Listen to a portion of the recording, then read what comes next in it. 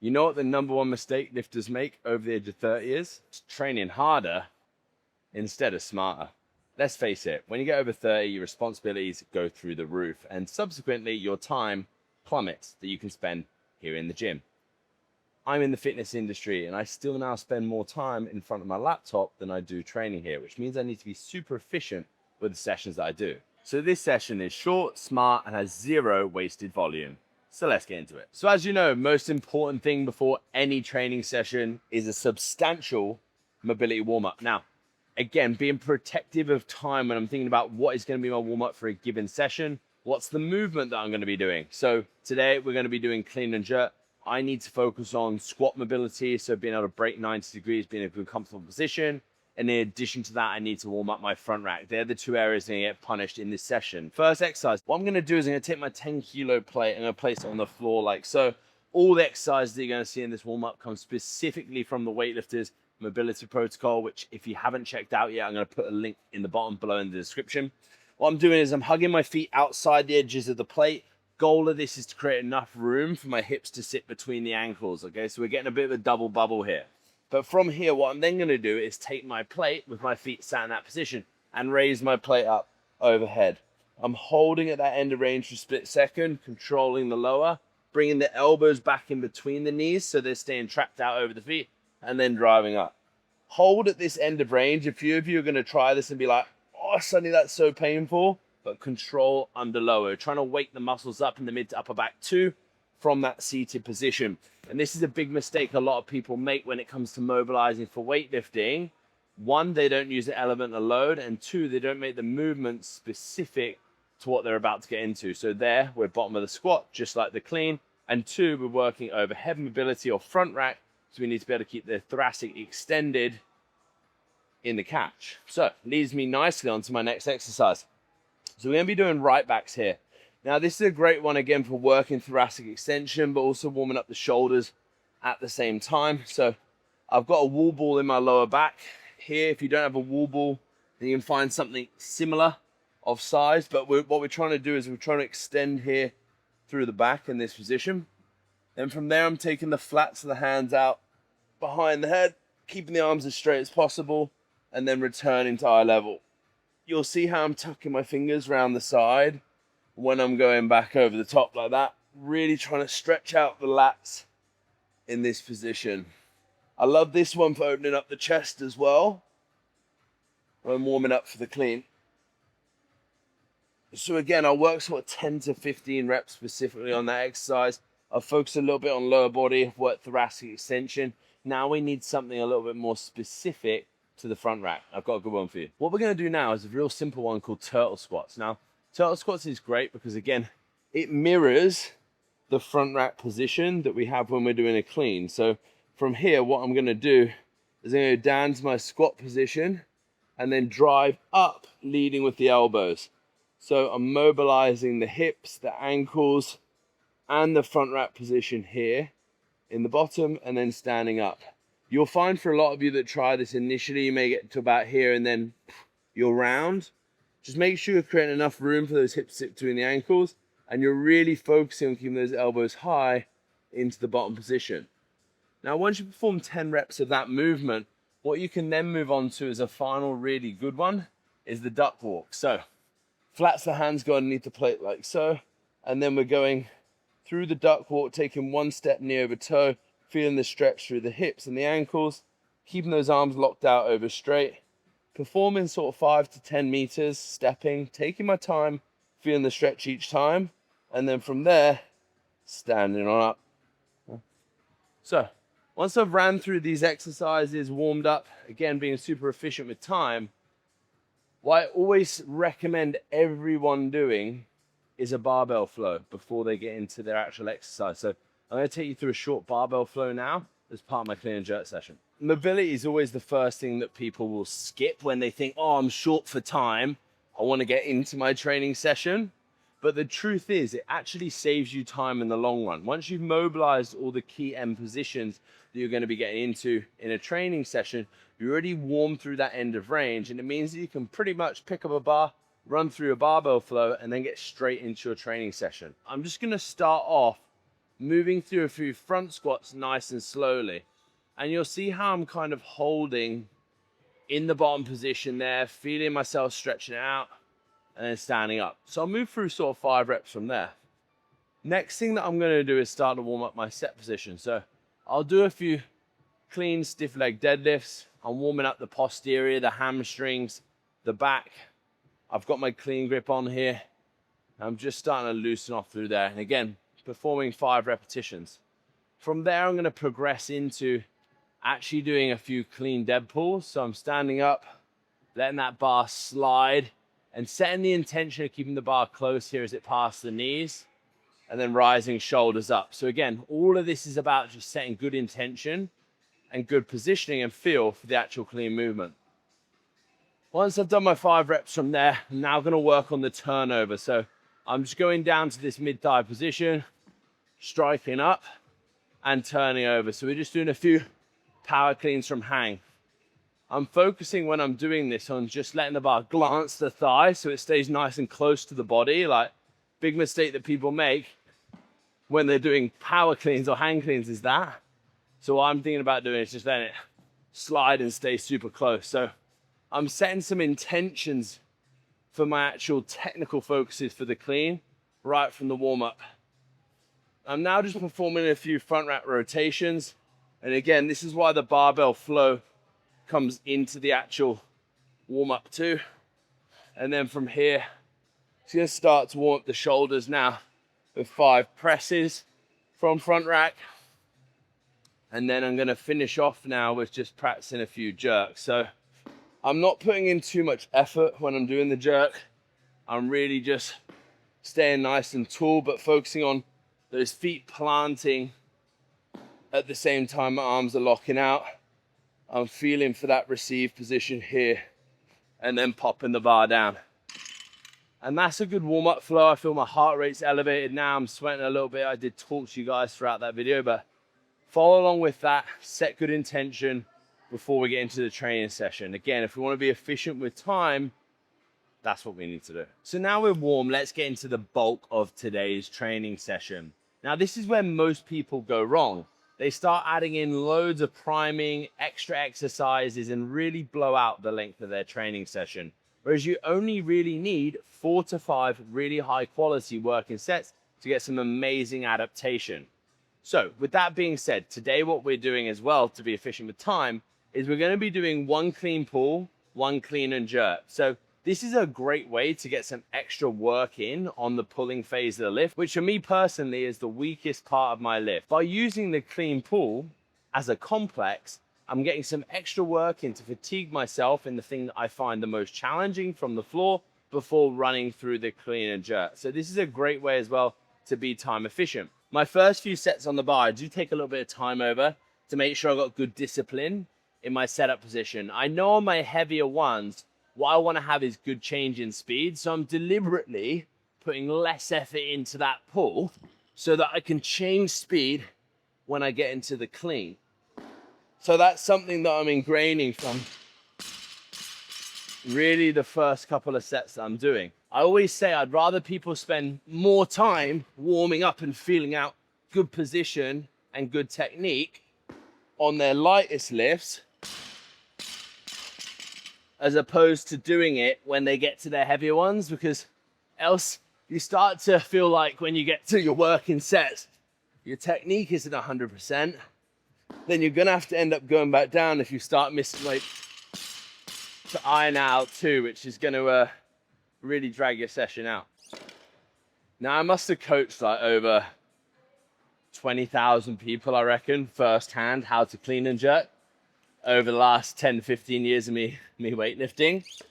And if I was to kind of break down the biggest things that I see people struggling with is finding a good start position. So when I talk about a good start position, what I'm trying to do is get that bar as close to my center of gravity as possible when I'm in the setup. So something that I simply do as part of my setup is I always sort my feet out first. So you'll see as I'm approaching the bar, I'm getting my feet set at my shoulder width, my toes are straight ahead, and I'm looking up at my focus point. I'm making sure that bar sits as close to my shins as possible so that when I go down, I find my grip by putting thumbs down into my side, I can get in a really nice compact setup position. So when I talk about a compact setup position, I'm talking about my knees sitting within my arms, so my arms can stay super straight at this point, and I can create good tension when I'm initiating from the floor. A lot of the time, if people haven't spent a lot of time doing Olympic weightlifting, when they go to get set up, they get set up like this, and then they really struggle to set their back at the start, which means that upper body and back does a lot of the work when we're working from the floor, which isn't what we want to do. So I'm always thinking about getting into my start position, shoulders back and down, sliding down into my set position. So I've got that nice neutral spine, and I feel all the load here now, which is exactly where I want it before I initiate from the floor.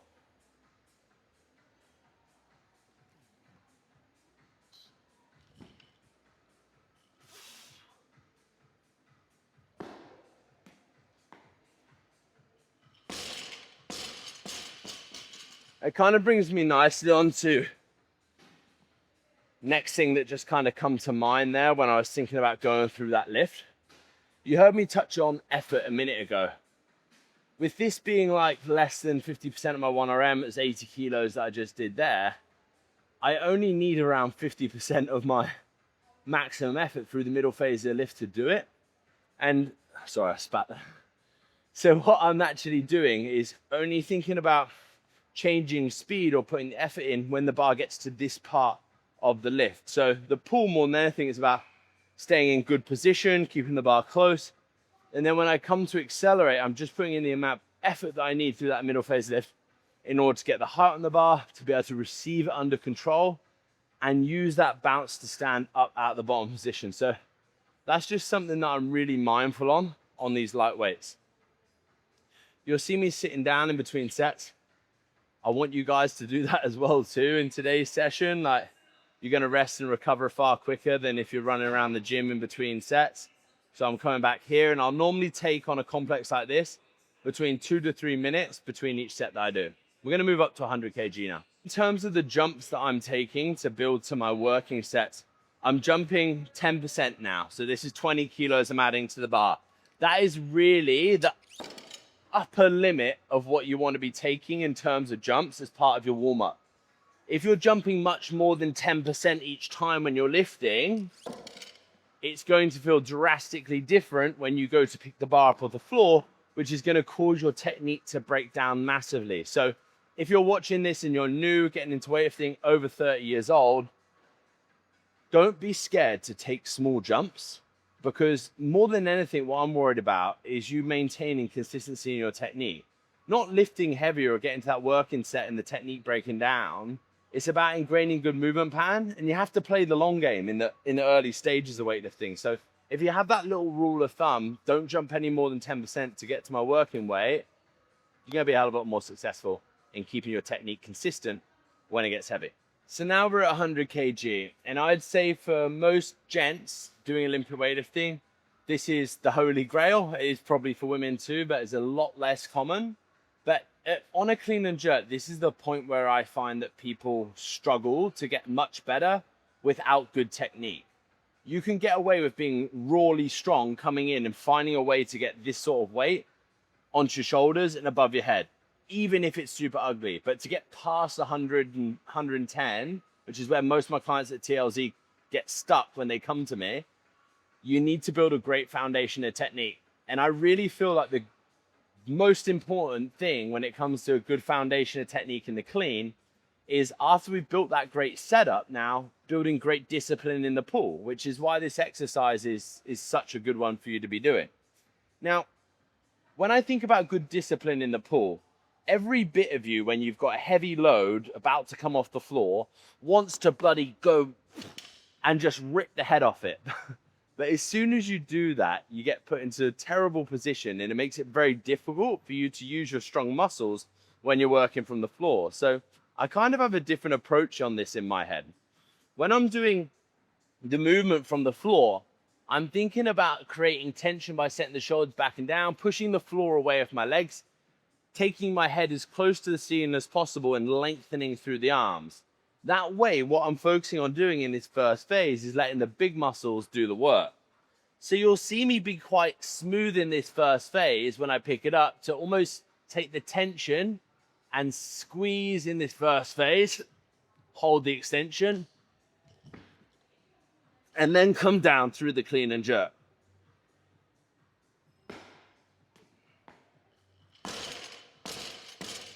So that's something that I want you guys to be thinking about if you're going through this session as well, is like, okay, where can I put most of my focus in this exercise from a technical standpoint? I think it'd have to be having that discipline in the first phase of the floor so that you let the big muscles do the work. Ultimately, when the little muscles come into play, that's what causes the common problems that people experience when they're cleaning in bar moving away through the middle, so like humping the bar away, or arms having to bend because the legs get too straight, or feeling like you can't get underneath it because all the weight's in the upper body.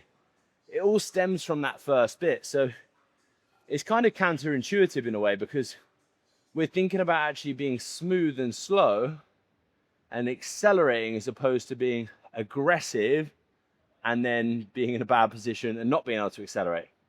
And even the most amazing weightlifters in the world that you watch that are quite aggressive when they pull from the floor, they're so refined in their technique that they can be aggressive and still hold good positions. And then there's that select few that are literally ridiculously strong that they can get put in bad positions and still make lifts. But what I always say to my clients, and what becomes so important, right, to the types of people that I work with at Lifting Zone, is keeping your body in one piece. If you're 14, 15 years old, you've got dreams of going to the Olympic Games, and if someone says, oh, you might hurt yourself doing that, you don't give a really, do you, in the grand scheme of things?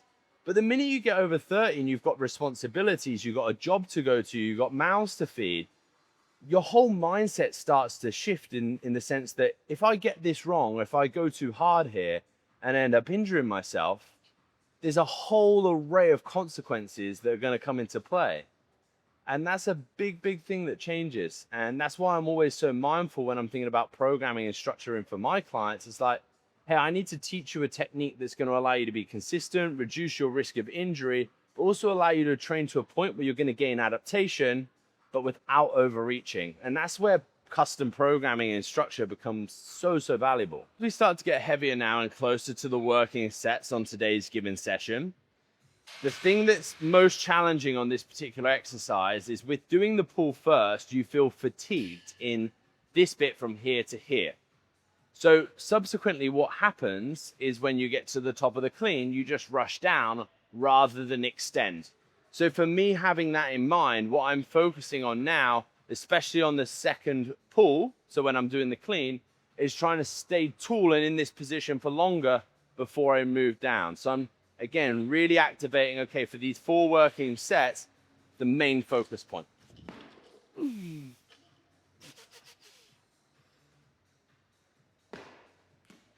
There's a couple of things that I think about from a technical standpoint that really help me get into a good front rack. Now, first thing is, right, through this middle phase of lift, what I'm trying to do is maintain my chest being the leading point. Commonly when the upper body comes into play, what a lot of people do is through the middle, they go, I want to use my upper body, and they start pulling, and then you'll see how I start to separate here.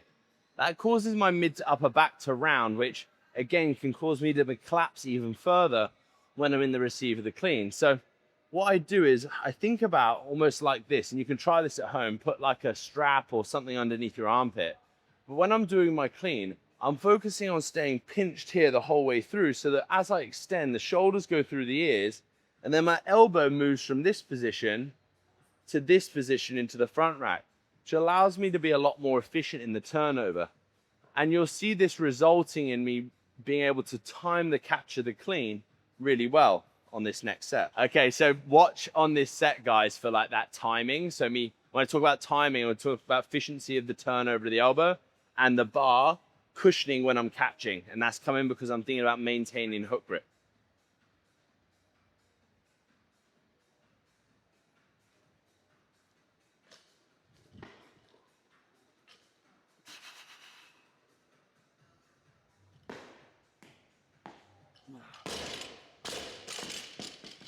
So you'll see like when I turn through there, the elbows stay nice and close to come into the receive position. And then you'll see that by maintaining that hook grip, the bar is cushioning in the catch. Now, cushioning in the catch is key, because what that allows me to do is when I hit my bottom position of the clean, I can actually catch the bounce and stand straight up out the bottom position. This is crucial because ultimately what I'm trying to do is, even though I'm great at jerks and I can jerk 215 kilos, I'm going to be fatiguing myself from the clean. And the less fatigue I can experience during the clean, the more energy I'm then going to have for the jerk, which is going to give me a greater success rate on jerks. There's nothing worse in weightlifting than doing a clean, getting to the top, and then missing the jerk, because you got to do the clean all over again. It's almost like filming a video and not having any audio on it, and then having to film it all over again. Is that right, mate?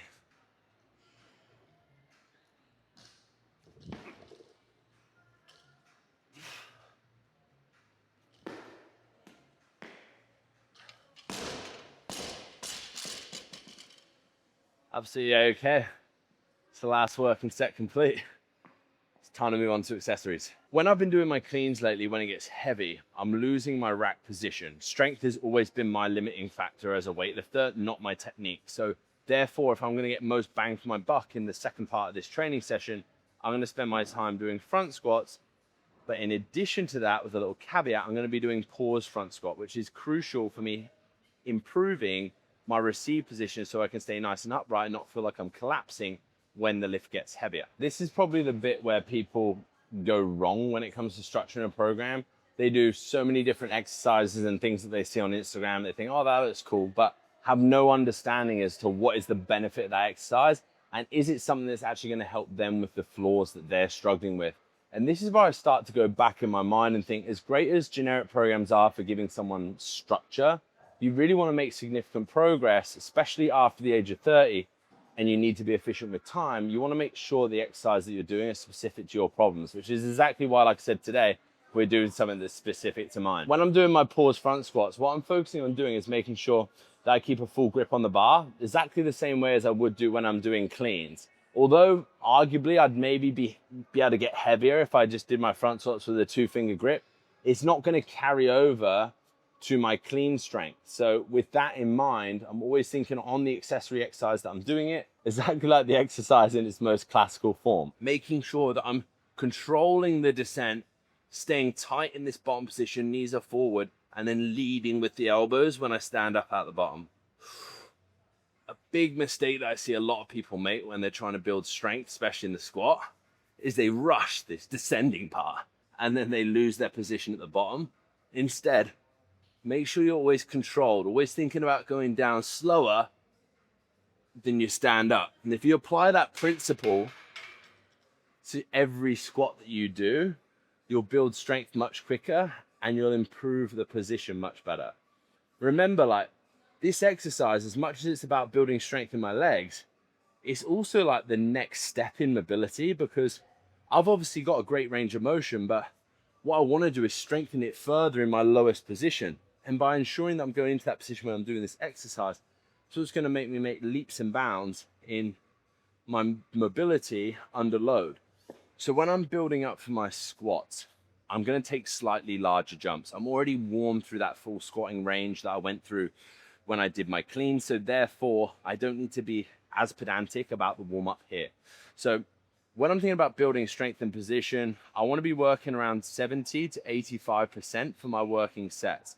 With me already being warm, I can afford to take slightly bigger jumps and aim to do roughly 3 warm-up sets before I get to working sets. So in total, I'll end up doing 7 sets for today, which again is just going to allow me not waste too much time on the lighter weights. Now, if you're new to Olympic weightlifting, you may look at it in a different way, in the sense that I need to refine my technique on the front squat, Sonny. Cool, well, don't push yourself to a weight in which you're losing good shape. And that's what a lot of people do. We've all seen it in the gym when people go, oh yeah, my best back squat's 140 kilos, and it looks like that. Or I can front squat 200 and it looks like this. That's not front squat. It's not going to carry over to lift. So always think about when you decide what your 1RM is, what is my 1RM with a full range of motion and good form? Base your working percentages off that. Now, just a little tip from me when I'm unracking the bar, when I'm doing front squats, what I'm trying to do is take my time to get into a really strong position and build a good platform before I unrack the bar. Making sure you take the bar out in a nice strong position will make it easier for you to maintain the platform as you descend into the bottom of the front squat. I think about breathing here at the top, then taking a deep breath.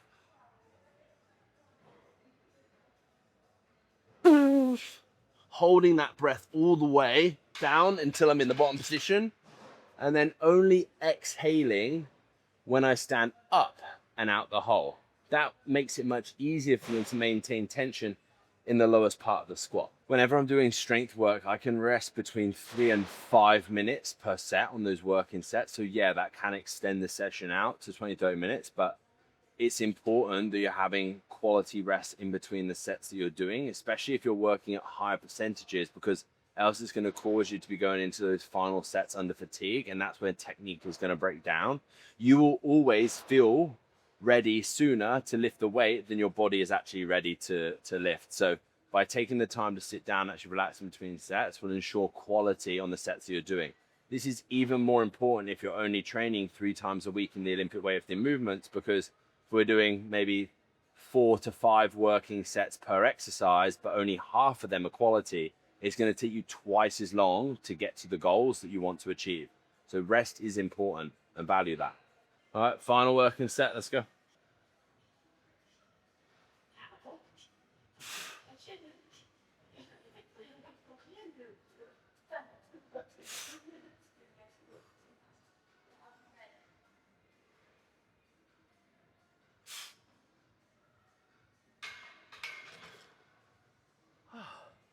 And there we have it, final working sets complete.